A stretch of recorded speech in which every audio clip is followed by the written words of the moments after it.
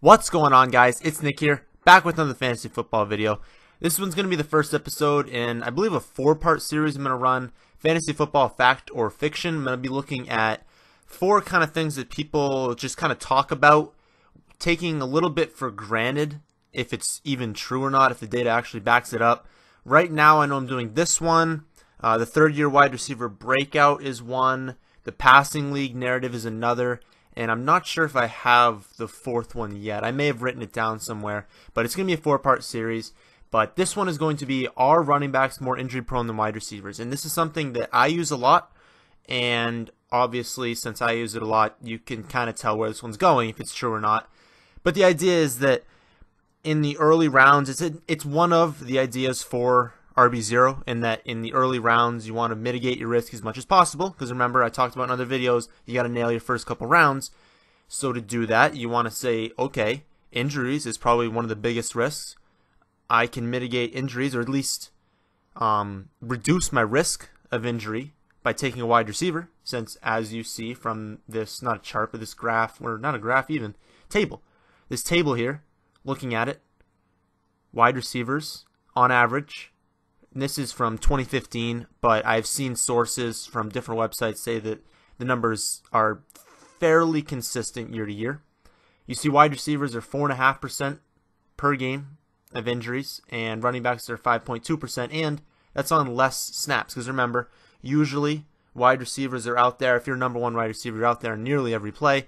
Running backs, even Le'Veon Bell takes a break sometimes, and he's probably one of the ones that receives the most carries. So they receive the highest percent of injuries per game, and if you look at the 1, 2, 3, 4th column from after the position, the average length of these injuries is also significantly the most.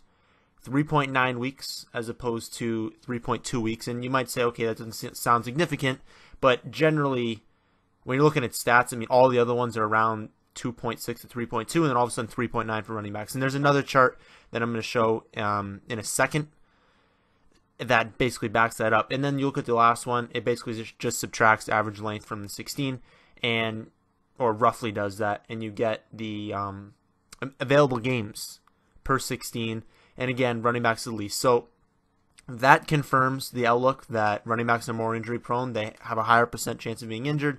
They miss more time when they're injured. That backs that up. Now we look at the next one.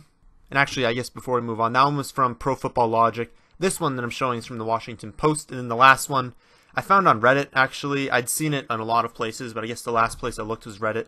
So I guess look there if you want to check it out.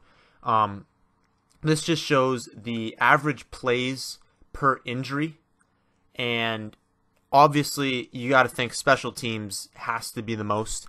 I mean, those guys are running in opposite directions. You see injuries all the time on special teams. And if it's a per play kind of thing, I mean, there's not many special teams plays, and we see injuries all the time. So definitely special teams is the most. Quarterbacks, obviously, is going to be the least. So this all makes sense. And then running backs is the second most, with wide receivers lagging behind. And you got to think about this logically. This makes sense. Who gets the ball more? Lev Bell or Antonio Brown? Well, Lev Bell does. Who gets the ball more? David Johnson or Larry Fitz?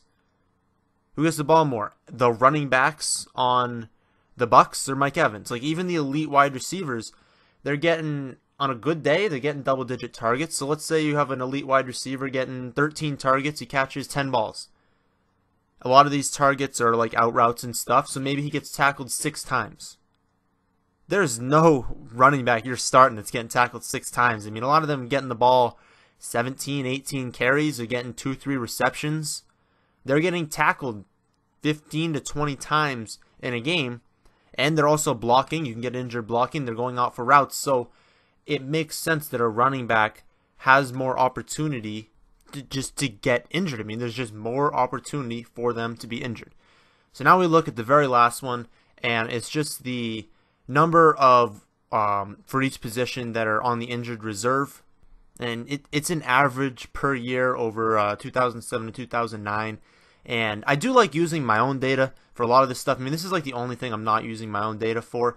But I can't do this sort of research. Like, there's nowhere I could go to find injury information, but the time it would take to look all this stuff up. I guess this one might be the easiest, this chart. But to look up the amount of injuries by position, like that is something that someone who has a lot more time than I do can look up. I'm going to use their data. This one, this was the Reddit. This was the Reddit post, and I've seen it in a bunch of places, so it's not like someone just randomly made it. But again, you see the number of running backs on the injured reserve far outweighs wide receivers and other positions. So you just got to take all these things together. They're injured on a higher percentage of plays. When they get hurt, they're hurt on average for a longer period of time than wide receivers. So it's a fact. Running backs are more injury prone than wide receivers. I guess if you want to take it wording like that, it's not that the player is more injury prone, it's that running backs as a position are more injury prone than wide receivers. They get injured more. That is a fact. You cannot deny it, and it's what we do with it that matters. For me, this year, it's Bell, David Johnson, Zeke, whatever order you want. You've heard me say it a bunch. If I'm not getting one of them, if I'm not getting LaShawn McCoy or I'm not getting Devonta Freeman, I'm not taking a running back in the first 2 rounds. There's no one else that I want. I don't want Ajayi. I don't want Melvin. I don't want Howard. I don't want DeMarco. I mean, I'll take those guys, but just the value isn't there for me because, again, the position is so injury prone.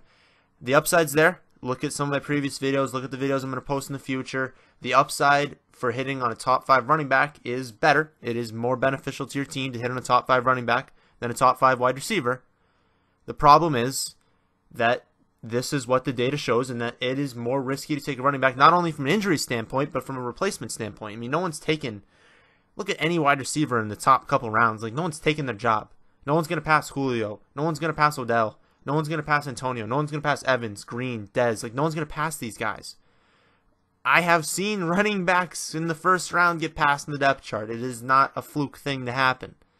So, this is why the guys I listed, Zeke, Bell, David Johnson, McCoy, and Freeman, are the only guys I'm taking in the first 2 rounds. I'd say that McCoy can be late first. Freeman's more of an early second round.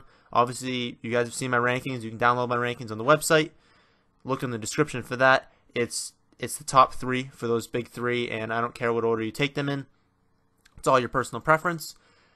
But if I'm not getting those guys, I'm mitigating my risk by taking wide receivers. Let's say I have the 7 pick and the big 3 and McCoy are gone. I'm taking a wide receiver. I really don't care who's on the board. I'm taking a wide receiver. I'm not reaching on Freeman.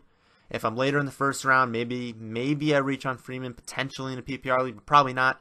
Probably taking whatever wide receivers are on the board. And second round, it seems I've always been getting wide receivers. If for some reason McCoy or Freeman are on the board, I take them. But that is basically what this means. That is what the whole point of this video is. We've looked at it. We've said running backs are more injury prone than wide receivers. What do we do about that? If we're not super confident about our running back, we take wide receivers. I mean, that's just got to be the strategy we go into. And I saw a few things in the comment section that said, well, why do you not like Melvin Gordon so much in that there's a lot of question marks on other guys? I don't use that as an excuse to draft Melvin Gordon. I use that as an excuse to not draft the other guys and not draft Melvin Gordon. A benefit to someone is not the downfall of another player. You can't be like, well, I like him because this other guy's terrible. Okay, why can't you not like them both? See, when I'm drafting people, I try and drafting people, and it helps so much playing daily fantasy, because when I sit there for daily fantasy, I just start crossing people out. I just go, no, no, no, no, no, until I find someone that I say yes. That's what you got to do when you're drafting.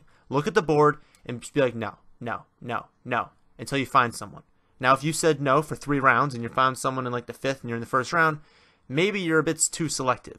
But I don't think I'm being too selective saying I don't think Melvin Gordon's a good player, and I'm not going to be drafting a bad player in the second round. I don't care if the opportunity's there.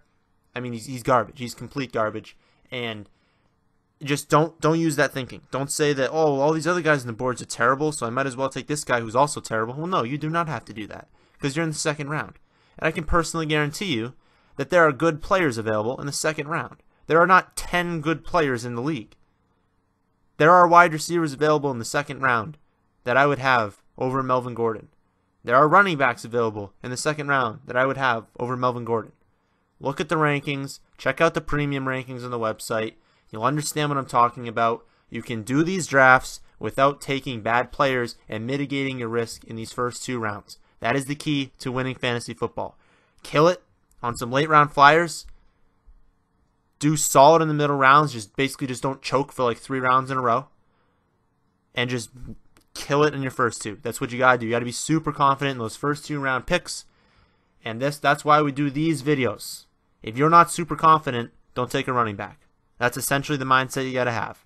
If you're sitting there like, I have no idea who I want, I don't like any of these guys, your default probably shouldn't be running back.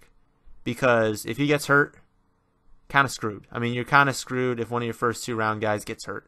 Because someone else in your league hit on those first 2 and hit on a free agent, is probably going to hit on a free agent, is probably going to hit on a flyer late. That is enough rambling for this video. That's the end of this video. If you enjoyed, hit that like button. Subscribe if you are new. On the screen, you can watch a previous video that we've done. You can check out our website, get the premium rankings, check out some free articles we've written on there. Please check out the website. We put a ton of time into that. But that's the end of this video, and thanks for watching.